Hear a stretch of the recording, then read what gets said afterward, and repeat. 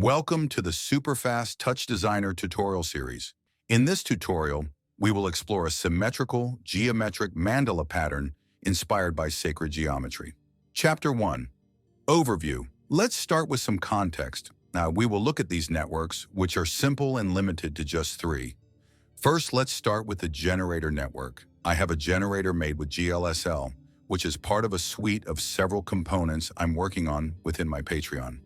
You should know that to follow this tutorial, you might want to have this component, but it's not entirely necessary.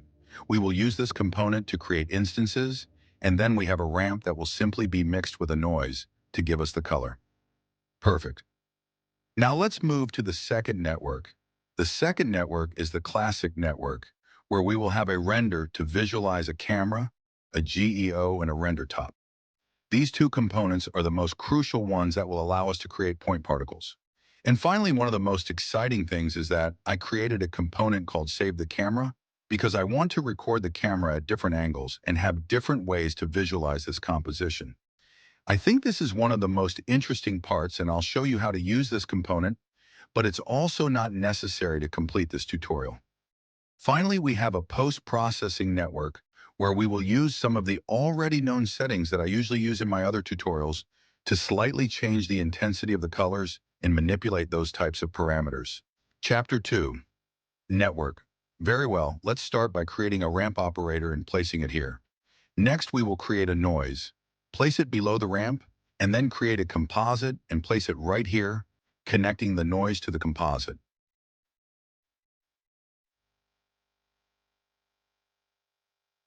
Next, this is the new graphics generator I created with GLSL. I will drag it into my composition. If you want, we can visualize it here. I will talk more about this component later. Now we will create a level operator and place it here. Now we will rename both as usual. The first one will be called colors and the second one instances. Perfect. Let's move on to the second part of our network. First, let's create an add SOP, then connect a convert operator, and finally connect a geo component to visualize our 3D surfaces. After this, we will use a camera, which is a classic for 3D use. We will then add a material called constant, which we will drag inside the GEO and apply as the material. Perfect. Let's make this bigger. Finally, we will place a render here to see our entire scene. In the render, we will connect two mirrors in sequence. So connect the first mirror here and the second mirror here. Perfect. I will move and organize this a bit more here. For our post-processing network, we will simply create a composite and connect the mirror twice to the composite. This is something I do quite often. After this, I will connect a level, place it here. I will create another composite, connect it as follows, and finally add a level. This will be our post-processing for the last part of our entire composition. We will add an out and click here to visualize. Chapter 3, Settings. Very well. The basic settings will be extremely simple. We will select all these operators, go to the parameters, and in the output resolution, select parent panel size. The important thing about these three parameters is that since we are going to use them to create instances, they need to have the same number of pixels.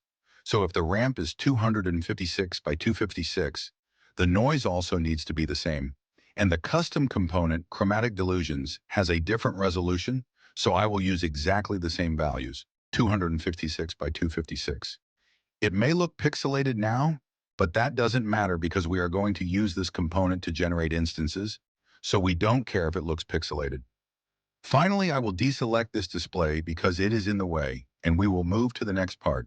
Chapter 4, Parameters and Mappings. Perfect. Let's start with the parameters. We begin by selecting this ramp and choosing some colors. This part is always very subjective and depends on your tastes and preferences. I will choose some colors that I think might work, and later we can review if we really want it that way.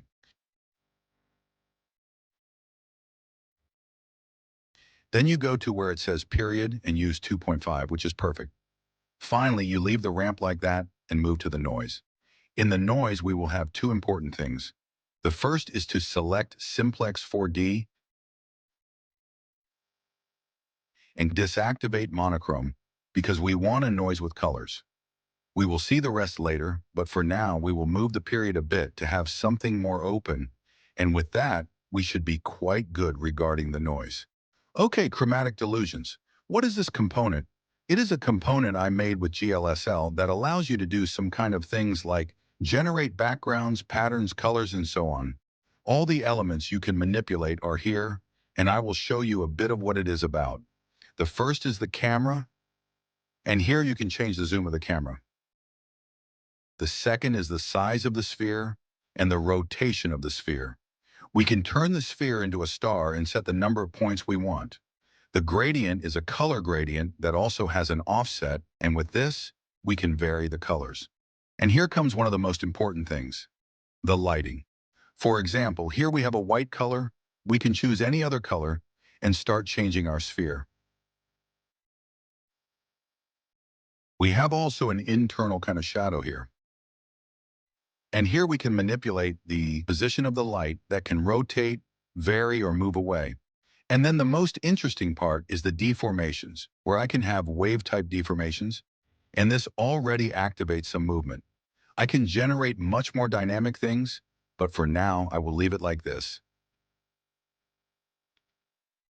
Finally, we have a clone that, if I select, for example, 3 by 3, I will have a super interesting grid, and with the offset, I can start playing with this until I have a texture that works for me.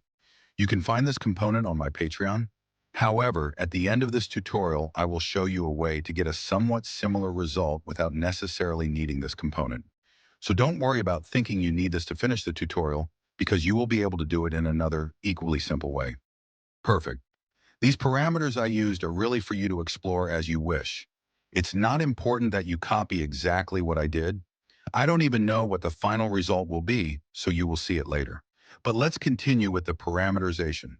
Let's go to the Add SOP and select Add Points. Now let's go to Convert and select Convert to Particle Point. And we already see a tiny point here. This is a particle we have.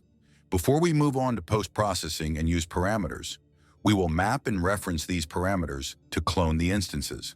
So, go to Instances, turn on Instances, and drag this component called Instances here. In Translate X, we will put R. In Translate Y, we will put G. And in Translate Z, we will put B. You see that we already have a small result here. And to see it better, I think we need to add a component here called RGB to have a black background and visualize it better. Perfect, so far. Another thing we will do is reference the colors to the GEO because I want these same colors to be the ones that manipulate the colors of this component. So we will go to the Second Instances tab and drag this operator here.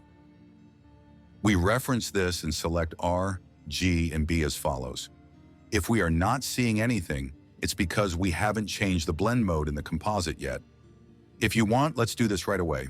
Select the composite and select Add, and in the second composite, do the same. Now we can see a bit of this, right? Perfect so far. Don't forget to select the render and set the resolution I am working with, 1080 by 1920. Finally, we have these two mirrors. The first one you will leave as it is, and the second one you will set to 270 degrees, and we already have something close to what we want. To finish this part, I want to rotate the image again to have a more kaleidoscopic shape. So I go to Transform, and in Rotate, I put 90 degrees. Then we already have something quite close to what I'm showing you. As you can see, it is a fairly simple composition, and the network is quite easy to understand. Before moving on to the last part of this tutorial, select the level and set it to 2 because we want a bit more intensity here. Chapter 5, Camera and Permutations.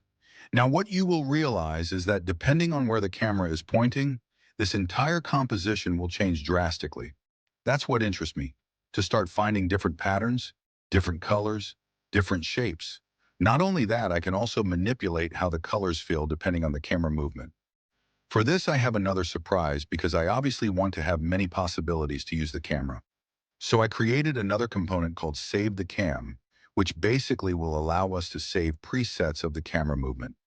So how does this component work? It has options where you will put the name of the camera.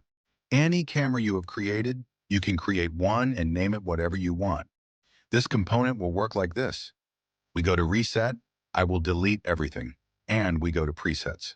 I will leave it at 0, and we will see that the camera automatically set itself to the initial coordinates. Now, if I start looking for things that interest me, for example, maybe this interests me, I will record and it will indicate a message. Position 1 saved. Perfect. I will look for another position.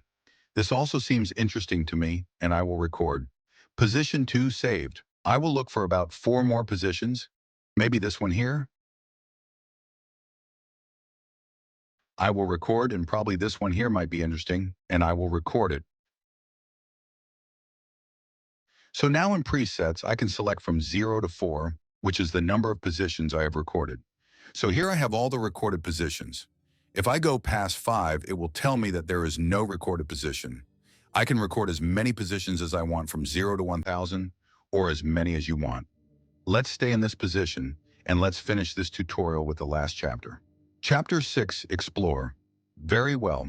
The most interesting part is how you will see that this structure will start to modulate or change depending on the movements you make within Chromatic Delusions component. For example, I can go to General and change the camera zoom, and all this will have a different feeling. I can go to Size and change the size of the sphere. Remember that if I go to Save the Cam, I can select other cameras and see that different things are happening in each of these compositions. I will go back to Chromatic Delusions, go to the gradients, and change all this again. I can go to the lighting and drastically change our particle system and have very different options.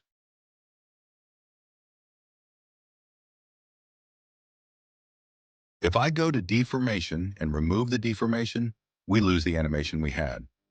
I can go, for example, to shape and start using rotation. So if I want, I use the classic script abstime.seconds divided by 5,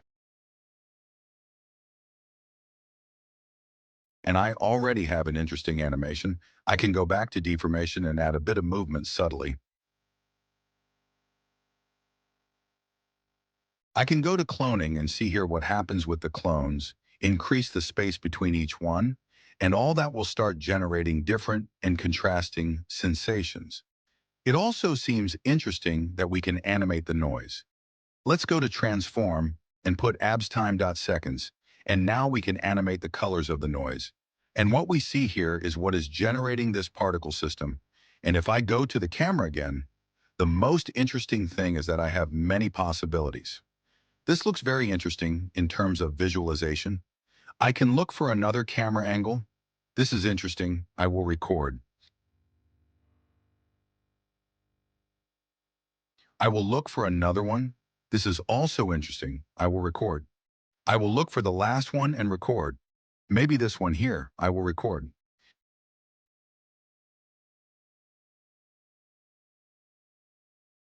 Now I have 7 positions recorded. If I want, I can still keep manipulating the Chromatic Delusions component. For example, we go to Fragments, click on, and a grid pattern is created, and this pattern will generate much more radical movements. Possibly, I need another camera to see what is happening. I go back to the fragment, change the size, change some other parameters, and see what happens. I go back to the camera, select another camera. This is quite interesting. It can be very useful for certain types of compositions. Chapter 7, another approach. Now, to avoid disappointing you and to make sure you can use this type of technique, the only thing you need to do is go to Instances and replace it with colors. Obviously, now we have something very different. Let's go to Translate, and the animation will be divided by 5 because it is too strong. Let's see what happens with all the camera movements we have, which are super interesting. I even feel that some things could work much better than this component here. Of course, this component has many other variables, and you can play with hundreds of parameters that we hardly touched. But the interesting thing about noise is always playing with the exponent, the amplitude and the offset.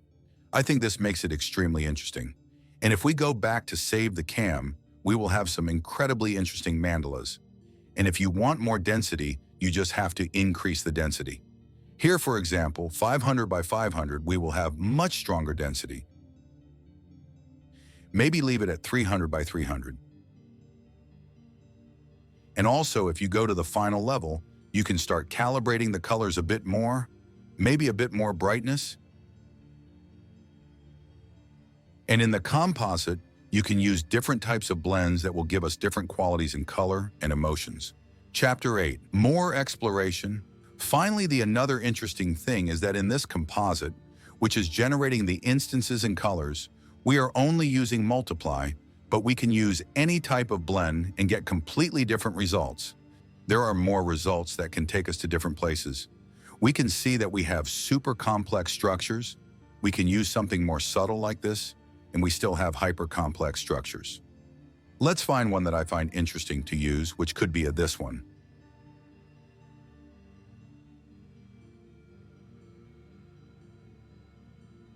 And the camera, we see everything that is happening here with the camera.